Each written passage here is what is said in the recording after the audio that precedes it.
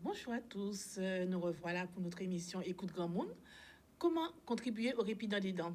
Donc aujourd'hui, nous avons notre invité j'ai mon invité que je vous avais promis depuis la dernière fois, Madame Marie-Jeanne Quinol, médiatrice familiale. Bonjour Marie-Jeanne.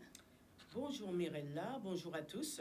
Mais je ne suis pas une inconnue pour Pas du nos tout. téléspectateurs. Je pense qu'on a déjà fait plusieurs émissions ensemble et que, voilà, c'est avec plaisir que je vous retrouve et je vous dis de ne pas hésiter à nous poser des questions, à nous interpeller aussi. Et puis, je le dis, je suis aussi présidente d'une association de médiation et d'accompagnement familial. Donc, n'hésitez pas, posez vos questions. Et puis, voilà, quoi. Nous allons passer un bon moment ensemble, n'est-ce pas? Ah ben comme toujours, j'espère Ok. toujours agréable. Par contre, je voudrais rappeler que cette émission est financée par le CNSA, le département, l'ARS et la CGSS dans le cadre de l'appel à projet Conférence des financeurs et que nous remercions ces bailleurs financiers et toutes les communes qui ont mis à disposition, les communes et les associations qui ont mis à notre disposition un lieu où nous pouvons accueillir nos aînés et nos aidants. Ceci dit, je m'excuse auprès de la dame qui avait appelé samedi dernier parce que la plateforme avait un souci. J'ai pris le numéro, mais avec la pluie, la feuille est tombée, j'ai pas vu ça et j'ai perdu. Ça s'est effacé. Donc, si elle peut nous rappeler au numéro vert gratuit, parce qu'avec le numéro vert, même si on n'a pas eu le temps de récupérer l'appel, nous pouvons toujours aller sur la plateforme et récupérer le numéro, ce qui n'est pas le cas quand on appelle directement Canal 10.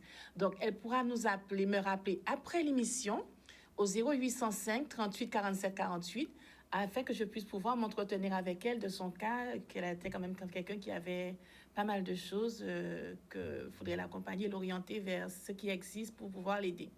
Sur ce, nous allons entrer dans la phase de la semaine bleue, qui commence soit aujourd'hui pour certaines communes ou demain. Et c'est vrai que je vais vous demander, vous aidant, de profiter de cette semaine bleue, qui est la semaine des personnes âgées, pour pouvoir emmener vos accompagnés, justement profiter de les faire sortir du domicile, que la solidarité joue pour ceux qui ont des personnes en situation de handicap où il faut les aider à marcher pour entrer dans la voiture, même s'ils ne marchent pas beaucoup, parce que dans chaque commune, il faut savoir, de nombreux programmes d'activité, d'animation, de bien-être sont mis en place pour vous. Et ce sera peut-être une façon pour vous aussi de prendre un petit peu de répit, parce que vous allez pouvoir laisser peut-être 10 minutes votre accompagné, votre maman, votre papa, mari, époux, ou la personne dont vous en avez la charge dans ces ateliers et vous souffler. Donc, Marie-Jeanne, tu peux nous parler, me faire un bref résumé de tout ce que nous avons déjà vu tout au long et nous parler justement un petit peu de cette semaine bleue de ton côté, au Moule, avec ton association et la commune, je sais pas. D'accord.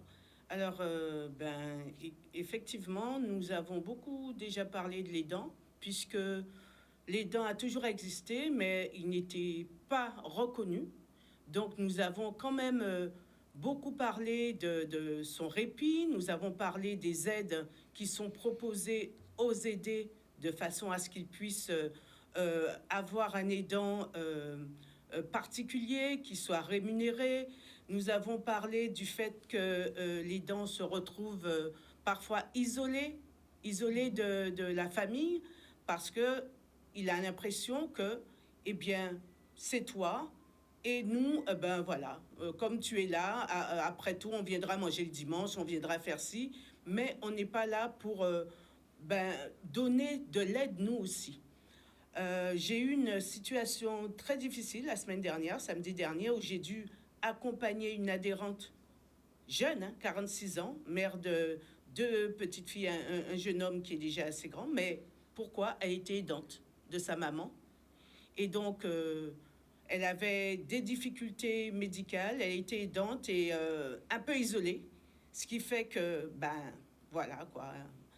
Il n'y a pas que ça, elle avait des problématiques de santé, mais elle est décédée et ça a été vraiment, vraiment très difficile pour moi, en tant que présidente qui la connaissait bien. Ça a été très difficile. Donc, je disais, qu'effectivement, il y a des aides. Il faut les connaître. La semaine bleue, c'est une semaine en particulier pour les aînés. Et donc, qui dit aînés dit leurs aidants aussi. Profitez-en, allez visiter les stands. Il y aura des associations qui vont mettre en œuvre des activités. Allez-y. Cherchez à connaître ce qui existe pour vous parce que c'est important. Je vais tout à l'heure vous parler d'un rapport qui met en évidence des choses à améliorer, en tout cas, qui fait des préconisations. C'est un rapport de 2020 d'une délégation aux Outre-mer, donc ça nous concerne particulièrement. Et je pense qu'il est important de chercher à avoir l'information. C'est cela le plus important maintenant, parce que l'information est là, pas toujours distillée, mais si vous allez la chercher, vous aurez des réponses. C'est vrai. Et comme je disais depuis de nombreuses émissions, il existe des structures. Récemment, j'ai parlé de la plateforme de répit qui est à Pointe d'Or, le village des Colibris, où on peut se rapprocher. Hier, j'ai une accompagnée qui est allée, qui était satisfaite de l'accompagnement qu'elle a reçu, des préconisations qui lui ont été fournies, des conseils. Et j'évite, et éventuellement, c'est vrai, Marie-Jeanne, tu m'as dit ça, entendre ça, ça me donne la chair de poule parce que c'est une aidante de plus qui part. Il faut savoir que parfois, beaucoup d'aidants partent avant. Parfois, une même personne peut avoir 2 aidants qui partent avant qu'elle-même ne parte. Parce que pourquoi? Les aidants ne pensent pas à eux, ne pensent pas à leur bien-être. Voilà. C'est vrai que j'ai pensé à Madame, Arsenia Rousseau, qui a écrit le livre Mon mari est malade, je me soigne, je prends le titre du livre, et que j'invite tout un chacun à lire, là je ne retrouve plus, mais que j'espère bientôt en trouver, parce que ça m'intéresse de le lire, et je souhaite qu'un jour on l'invitera pour qu'elle puisse porter son témoignage en tant qu'aidante, comment elle a vécu, parce que c'est pas facile d'être aidant. Nous sommes des aidants professionnels, nous sommes aussi des aidants familiales, il faut le savoir, et si nous sommes là pour porter ces informations, notre pierre à l'édifice, c'est parce que nous avons subi. Il y avait des choses qui n'existaient pas à notre époque et que nous essayons de faire en sorte que tout un chacun puisse avoir les informations que nous, à l'époque, nous n'avons pas eues. Donc, c'est vrai que Marie-Jeanne, j'aimerais bien que tu parles de cette information que tu as. Alors, donc, les préconisations qui ont été faites par cette mission donc, qui a été sur le terrain au niveau de l'outre-mer, que ce soit en Guadeloupe, Martinique, Guyane, La Réunion, etc. Et donc, ils ont demandé en fait à faire du grand âge une priorité nationale, ce qui est dit déjà, ce qui est dit. Cependant, on remarque qu'il y a des disparités. Ce que j'ai constaté aussi, c'est que la Guadeloupe est le département où l'APA, la rémunération en termes d'APA, est le plus élevée. Mais pourquoi? Parce que en fait, c'est plus élevé. Pourquoi? Il y a une grande précarité. C'est la précarité qui fait que les sommes sont plus importantes d'un département à l'autre. Donc, ça ne fait pas trop plaisir. Mais enfin, bon, de savoir qu'on est... Oui, mais voilà. Ce que je disais aussi, c'est que l'APA ne va jamais être suffisant pour accompagner. Parce qu'il faut dire que quand votre parent touche l'APA, c'est que la santé n'est vraiment pas bonne.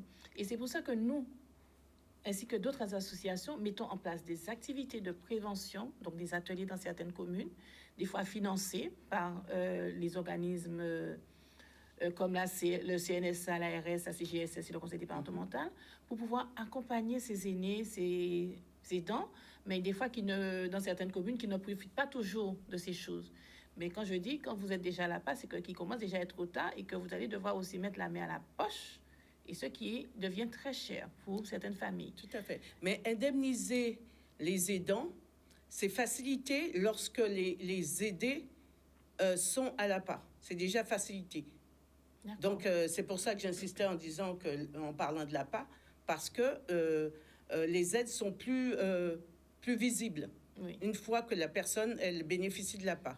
Alors, il disait qu'il fallait instaurer une journée annuelle, porte ouverte, dans les établissements d'hébergement pour personnes âgées. Ça, c'est important, Parce qu'en fait, qu'on soit adulte ou qu'on soit enfant, ou même les petits, eh bien, il est toujours intéressant de faire visiter un petit qui doit aller chez l'assistante maternelle.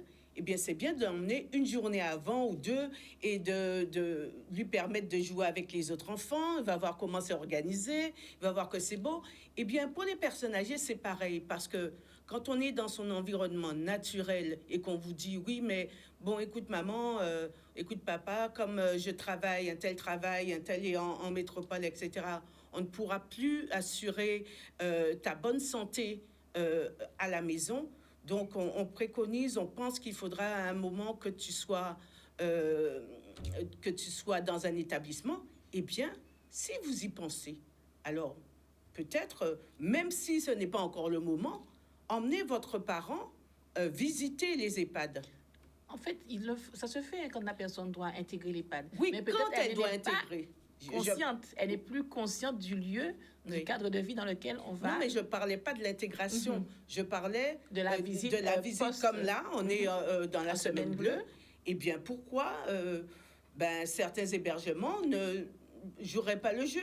Donc, de façon à ce que aux aînés pour qu'ils puissent venir tout à fait, voir comment, et justement ça ferait du bien aux résidents de voir d'autres personnes extérieures, parce qu'il faut savoir qu'ils ont besoin de visites aussi, tout à fait, ils ont besoin de liens sociaux, et c'est vrai que beaucoup de familles, j'entends dire maman a 97 ans mais elle mange pas beaucoup, mais je ne vais pas la sortir. Non, au contraire, faut la sortir, parce que vous allez vous étonner que chaque fois vous la faites sortir un petit peu, comment elle arrive à faire de grands pas après. Ils sont toujours étonnés de voir ce que la personne peut faire. Je vais profiter du fait que tu as parlé d'établissement, Marie-Jeanne, pour dire que nous, on a un souci. On a souvent des familles qui nous appellent, qui ont besoin de prendre de répit. Il faut savoir qu'ils ont droit au répit dans un établissement, que ce soit EHPAD ou famille d'accueil, de 3 semaines à 3 mois. Oui. Mais c'est difficile pour nous, à Famille Rurale, des fois d'avoir... sous la main, la liste des familles d'accueil qui existent en Guadeloupe. Lance l'appel, alors, je vais lancer un appel aux familles d'accueil qui nous écoutent, des gens qui connaissent des familles d'accueil, de prendre contact avec nous au niveau de l'association au 0805 38 47 48 afin de faire savoir s'ils ont de la place, parce qu'il y a des aidants, là j'ai une aidante qui cherche une place pour pouvoir mettre pendant un moment son parent, pour pouvoir permettre à son père de prendre un peu de répit. Et c'est vrai que sans connaître les places disponibles, les familles d'accueil qui existent sur le territoire de Guadeloupe, c'est un petit peu problématique pour nous. Voilà. Donc, je lance l'appel. Donc, n'hésitez pas à nous appeler, à nous communiquer avec nous si vous avez de la place, si vous êtes famille d'accueil. Je ne sais pas si à part, bon, c'est vrai, elle peut regarder les EHPAD, mais c'est vrai, ils sont un peu réticents un peu aux EHPAD. Mais s'il y a des familles d'accueil qui ont de la place, qui peuvent prendre contact avec nous pour pouvoir nous le dire, et que, comme ça, on pourra mieux informer les personnes qui nous appellent pour ce genre de structure. Ce rapport disait qu'il fallait encourager le bénévolat auprès des personnes âgées, que des personnes qui ont 1 heure à donner, 2 heures, un moment, puissent accueillir ou aller faire l'aller vers les personnes âgées. Vous comprenez? Donc, c'est important. Il est aussi dit qu'il fallait améliorer la diffusion de l'information. La diffusion de l'information, comme nous le faisons là depuis quelques semaines. Je pense que les personnes, que ce soit les aidants, les aidés ou d'autres personnes, sont plus averties depuis quelques semaines, parce que nous avons quand même beaucoup donné d'informations sur cette thématique, et je pense que c'est important, quoi. Alors, il fallait aussi favoriser une attractivité des services liés au grand âge, comme Famille Rurale à Grand Mounennou. Favoriser cette attractivité, c'est mettre en valeur votre métier, parce que c'est vrai, au cours de l'émission, on parle beaucoup, mais tu ne parles pas spécialement de ce que vous faites, en votre qualité de médiateur social de santé et animateur en gérontologie. C'est important que les gens sachent que, eh bien, ils ne sont pas tout seuls. Il y a toutes ces choses-là qui existent. Voilà. Et repenser et adapter les logements. La sécurité sociale, la CGSS, permet aussi, le département aussi et l'État peuvent permettre que les salles de bain soient bien agencées, avec tout ce qui concerne la sécurité, etc., pour que, eh bien, les personnes, les seniors puissent rester le plus longtemps dans leur logement avec toute la sécurité qu'il y a. Alors, prévenir pour retarder l'entrée dans la dépendance, ce que vous faites, hein, de par vos activités, toutes sortes d'activités pour la mémoire, pour... le maintien de l'autonomie. Voilà, etc. La motricité, la dextérité. Enfin. Et reconnaître, on en revient aux aidants, reconnaître le rôle indispensable des aidants. Donc, depuis 2020, ce sont des préconisations qui sont faites. On y vient tranquillement, mais les aidants, moi je n'ai de cesse de le dire, les aidants, on ne peut pas faire sans eux maintenant. Parce qu'il n'y a pas suffisamment de structures déjà. Les structures sont onéreuses pour les familles. Donc voilà. D'accord. Mais on rappelle aux gens qui peuvent nous appeler au numéro vert au 0805 38 47 48. Il reste encore quelques minutes avant la fin de l'émission. Donc, rappelez aux aidants le rôle important qu'ils jouent, mais aussi prendre soin d'eux en tant qu'aidants. Tout à fait. Parce que, comme tu dis, il n'y a pas beaucoup de structures. Et un aidant qui s'en va, qui laisse une personne dont elle prend soin, c'est une façon, après, cette personne est encore plus perdue. Donc, elle peut, si les autres, parce que pourquoi elles sont épuisées, les aidants? Parce que des fois, ils sont plusieurs dans la famille, mais c'est toujours un seul. Toujours un seul, et les autres ne comprennent pas. Ils ont leur vie, oui, certes, mais l'aidant aussi a une vie, donc il est indispensable, même 1 heure, 2 heures, une journée, de pouvoir la remplacer, même si vous travaillez en semaine, mais essayez de faire un effort le week-end pour pouvoir venir auprès de cette sœur, ce papa ou cette maman qui a en charge la personne malade, pour pouvoir la soulager. On parle vraiment là de soulagement, et un soulagement qui fait du bien, et que dans certaines familles où ça se passe très bien, et dans d'autres où ça a du mal à se mettre en place, parce que tout repose sur les épaules d'une ou d'une seule qui elle-même parfois travaille encore, qui elle a des enfants, a une vie, et se retrouve à tout gérer. C'est ça. Et ne sait plus que faire. Donc, rappelez-vous, il y a la plateforme de répit, les colibris, il y a des associations, il y a Amalgame Humanis, il y a France Alzheimer, il y a même au niveau de ton association, la MAFI, où tu accueilles et que tu orientes. C'est vrai que ça fait longtemps que je connais, Marie-Jeanne aussi oriente vers nous des personnes. Et nous, de même, quand vous avez des soucis familiaux entre frères et sœurs, gestion, de médiation, nous vous orientons aussi vers Marie-Jeanne afin qu'elle puisse vous accompagner et vous structurer l'écoute vis-à-vis. Parce que parfois, pourquoi il y a dysfonctionnement entre les aidants? Il n'y a pas une écoute. Tout n'est pas perçu de la même façon. Et pouvoir s'écouter, c'est important pour pouvoir comprendre ce que vit l'autre. Tout à fait. Et sans jugement, moi j'avoue que j'ai été très étonnée de voir autant de frères et sœurs de cette aidante décédée. Frères, sœurs, des nièces, neveux, des adultes. Et je me suis dit, mais... Donc, il y avait beaucoup de monde pour pouvoir l'aider, pour pouvoir et elle est isolée cela. comme ça. Vraiment, on l'encourageait, elle appelait. Je lui disais qu'elle pouvait m'appeler à n'importe quel moment. Elle pleurait parfois parce que, bon, c'est parfois très difficile. Lourd. Et je me dis, si chacun fait un tout petit peu, eh bien, celui qui a la charge générale va se retrouver mieux, va se sentir mieux. Donc... Soyons dans l'humain, dans l'humanité, dans l'humanisme, dans l'humanitude, tout ce que vous voulez. Mais dites-vous bien, c'est pas parce que votre frère, votre sœur, nièce ou neveu reçoit une indemnité pour s'occuper de maman, papa, etc. Il ne suffit pas.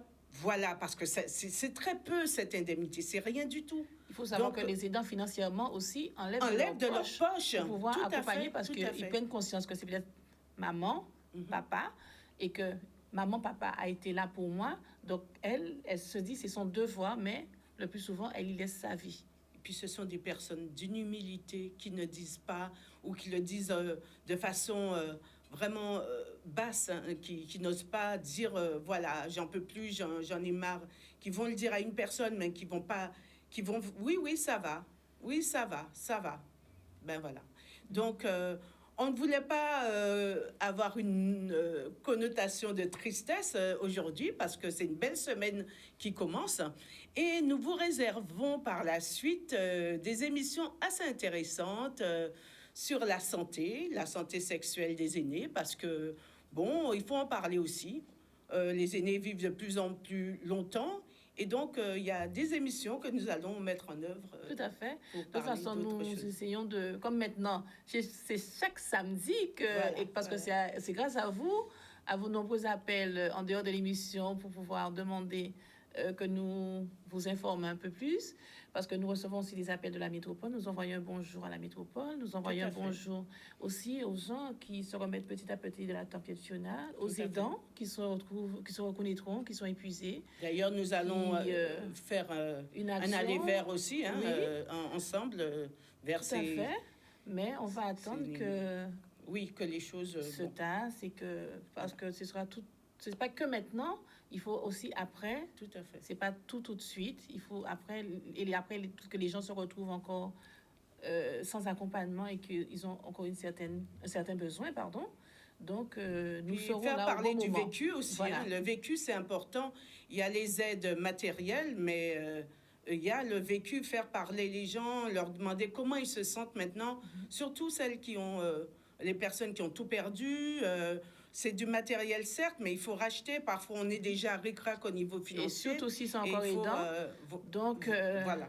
Donc, c'est à fait. une force et un courage qu'on dit de tenir, de ne pas hésiter à nous appeler. Surtout, n'hésitez pas parce que nous Oui. sommes là pour vous écouter. C'est vrai que parfois vous appelez, on n'est pas encore, on est quand même 6 salariés maintenant, l'association s'agrandit, mais parfois nous sommes en atelier et que si vous appelez via le numéro vers la plateforme, après nous vous rappellerons. N'hésitez pas, vous laissez un message, nous allons toujours vous rappeler. Ce ne sera peut-être pas dans la journée parce que moi j'appelle le plus souvent vers 18h, 18h30 après le terrain, mais sachez qu'on vous rappellera. Donc, et puis, je voulais dire aussi, si vous avez besoin de médiation parce que vous n'arrivez pas à dire des choses à votre frère, à votre sœur, ou vous n'arrivez pas à vous entendre, ben là, ma fille, c'est l'association que je préside, et là aussi, au 06 90 12 47 36. où ils peuvent appeler l'association familiale et en vous, Aussi, ceux aussi. qui n'ont pas le temps de noter le numéro que tu vas rappeler, Marie-Jeanne, ils peuvent nous appeler et on va les orienter vers toi. Alors, je reprends 06 90 12 47 36. Vous avez un site internet aussi, AMAF, où vous pourrez aller chercher de l'information. Très bien. Donc, n'hésitez pas. Ne restez pas seul face à la maladie. Ne restez pas seul face à ce que vous vivez. Parlez-en autour de vous. N'attendez pas qu'il soit trop tard, parce que c'est le trop tard qui tue. C'est le trop tard qui fait qu'on ne peut plus, même si ça tue pas, mais qu'on ne peut après plus se relever et qu'à ce moment-là, le placement de la personne que vous accompagnez, on ne peut plus l'éviter en fait. Hein, il faut le savoir. Parce qu'une fois que si les autres aidants ne jouent pas leur rôle, parce que personne ne veut que maman aille en structure, mais personne n'accompagne l'aidant qui est là avec elle. Donc, souvent, quand l'aidant est fatigué, il faut savoir que ce que vous voulez pas, c'est ce qui se fera. La personne âgée est obligée d'être orientée vers une structure, que ce soit famille d'accueil ou EHPAD, et ce qui n'est pas toujours le bon choix pour cette personne parce qu'elle le vit le plus souvent très mal. Exactement. Donc, je ne sais pas s'il y a des gens qui veulent nous appeler pour pouvoir poser des questions, parce que nous arrivons au terme de notre émission. Ben, les personnes étaient plutôt à l'écoute, alors on va dire. On va dire, peut-être que nous allons recevoir des appels après, comme C'est souvent ça se fait, parce que l'émission sera rediffusée en fait, Marie-Jeanne, et que souvent après, durant la semaine, on reçoit de nombreux appels. Mais écoutez-vous, on va toujours lancer ce cri, la semaine bleue, profitez-en, faites sortir les aînés, faites appel à une personne, un membre de votre famille, ici, parce que nous avons des personnes qui sont aussi dépendantes, qui ne peuvent pas être déplacées. Mais si l'aidant peut avoir quelqu'un ce jour-là pour la remplacer, cette semaine-là pour la remplacer, pour lui permettre même un jour durant cette semaine bleue de pouvoir sortir et aller se détendre, parce que j'ai vu de très beaux programmes de semaine bleue avec des associations, avec les CCS de vos communes. Vous avez de très beaux programmes. Rapprochez-vous. Il y a beaucoup de colloques, d'émissions qui sont mis en place. On y pense, hein, les dents, c'est ce que je disais, hein, ça se développe de plus en plus. Oui. On sait maintenant qu'il faut l'accompagner pour qu'il puisse être encore plus performant. Donc, Je pense que ce soit l'État, les municipalités, le conseil départemental, la CGSS, etc., je pense qu'ils ont bien conscience qu'avec notre population qui est vieillissante, on a besoin du concours des aidants parce qu'il n'y a pas suffisamment d'établissements pour les recevoir et parce qu'aussi les aînés aiment bien rester dans leur environnement naturel. Tout à fait, voilà. Tout à fait. Donc, mais ce qui est plus dur pour certains aidants, c'est de briser la glace du silence. Oui. Donc, nous les invitons à briser ce silence, à parler pour des professionnels. Même des groupes de parole, qu'on a mis en place. Il existe, je vous dis ce que je connais, le plus proche, mais s'il y a des structures qui font des actions vers les aidants, ils peuvent nous contacter aussi et c'est avec plaisir que nous allons en parler parce que notre objectif est de pouvoir trouver dans divers secteurs en Guadeloupe des structures où nous pouvons orienter les aidants qui nous appellent en fonction de leur lieu de vie. C'est ça. Parce qu'on ne va pas faire quelqu'un de Bastère, sortir à Bastère pour monter sur la plateforme de répit les colibris à Pointe d'Or. Sachant, je sais qu'il y avait une plateforme de répit à Bastère qui s'appelait Assistante 2000. Donc, j'aimerais bien que les gens puissent pouvoir de Bastère, vers tout ce qui vient à la Bastère, puissent s'orienter. S'il y a dans d'autres communes des associations qui portent leurs contributions à travers des actions envers les aidants, il faut nous le faire savoir parce que certaines fois, nous avons des appels un peu de toutes les communes. Des fois, des enfants qui sont en métropole qui nous appellent pour savoir vers qui s'orienter. Parfois, on les envoie vers le CCAS de la commune concernée. Mais si on a des associations, des structures qui mettent en place des choses pour que ce soit les aînés ou les aidants afin de pouvoir les accompagner, nous sommes preneurs parce que notre objectif premier, c'est d'abord l'aidant, l'aider. C'est cela. Et puis le partenariat, pouvoir améliorer le cadre de vie de ces personnes. Voilà. Parce que demain, ce sera nous. Donc, il faut qu'on... Non, et puis, je pense qu'on ne peut pas se garder de faire ce partenariat. Nous avons un appel. Nous allons prendre rapidement cet appel. Allô? Allô? Oui, allô, bonjour, madame. Oui, bonjour, monsieur. Allô? Oui, je vous écoute. Nous vous écoutons. Oui, bon, j'ai fait votre émission, enfin, j'ai écouté sur la télé votre émission. Vous m'entendez? Oui, je vous entends très bien. Bon, alors, je ne sais pas si je suis dans le cas. J'ai 75 ans. J'ai déjà fait 2 AVC et je vis un moment et je me sens isolé avec surtout, j'ai perdu le et tout ça.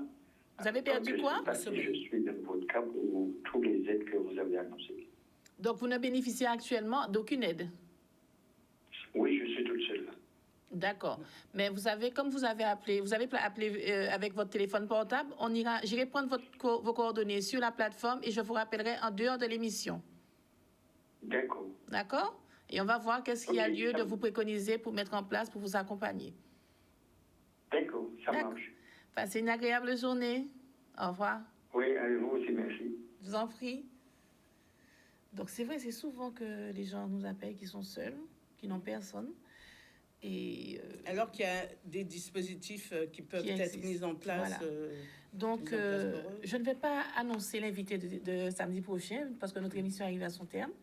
Donc, merci Marie-Jeanne d'avoir... C'est toujours un plaisir de parler à nos concitoyens et de pouvoir faire avancer les choses parce que c'est vrai qu'il y a des institutions qui sont là, mais la parole de proximité, elle est meilleure. D'accord. Alors, bon week-end à vous et à samedi prochain, si Dieu veut. À samedi prochain. À dans notre soleil. Kimbirel, Pamoli. Au revoir. Au revoir. Au